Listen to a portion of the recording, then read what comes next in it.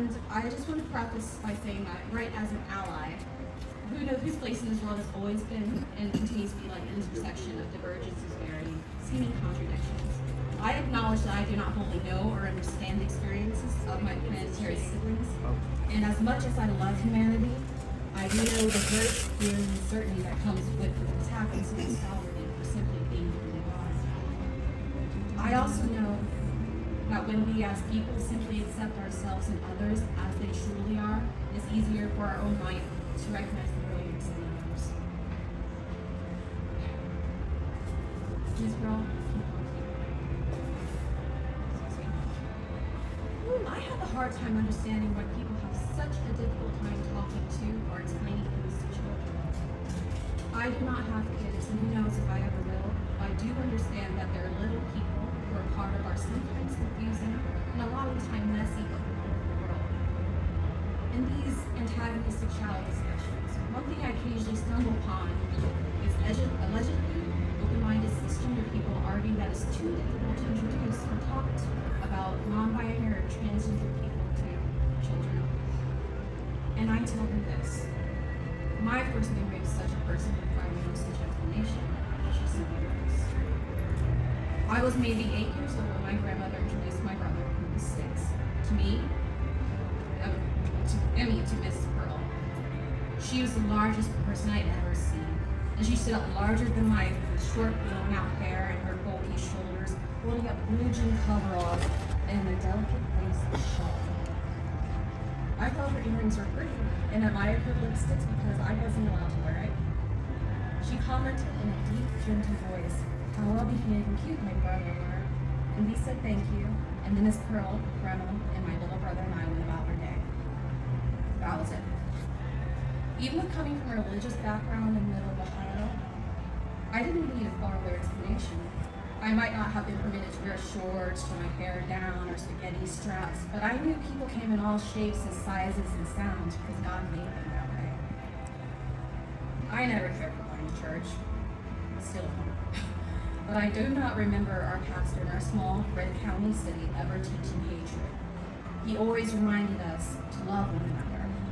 I'm not saying there weren't other issues, like the aforementioned patriarchal fashion standards, but I do not recall seeing hatred or condemnation for LGBTQ people, eccentrics, and artists within Christianity until we moved to Columbus.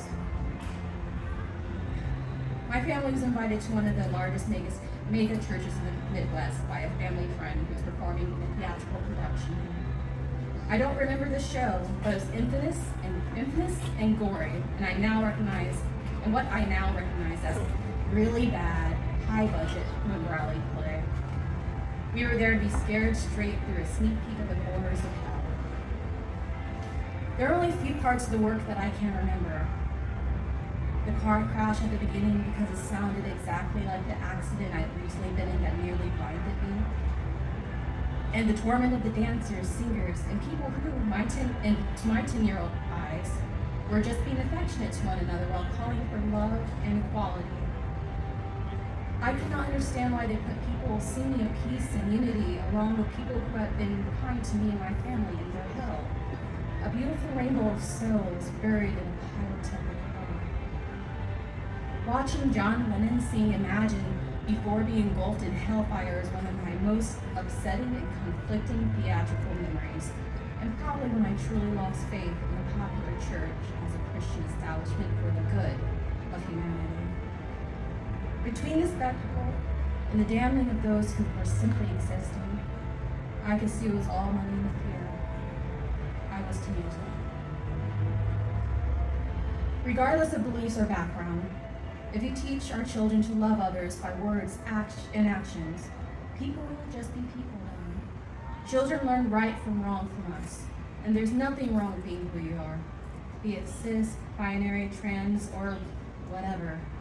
There may be questions, like I really wanted to know where Miss Pearl got her really pretty lipstick I was too shy to ask. But curiosity is being part of being human. Rather than discourage it, give our kids the tools to express it with compassion. There are far more tools and vocabulary available now than when I was growing up in the middle of nowhere. There is no need for an overly complicated, stress-inducing explanation that overshadows the person. Sometimes it is just simple as using and introducing someone with their preferred pronouns, like my grandmother, Miss Pearl, who is now departed, but who I remember as one of the sweetest, prettiest, and biggest people I've ever met. Use simple compassion, and people will use simple compassion and see people as they are. That's it. Thank you.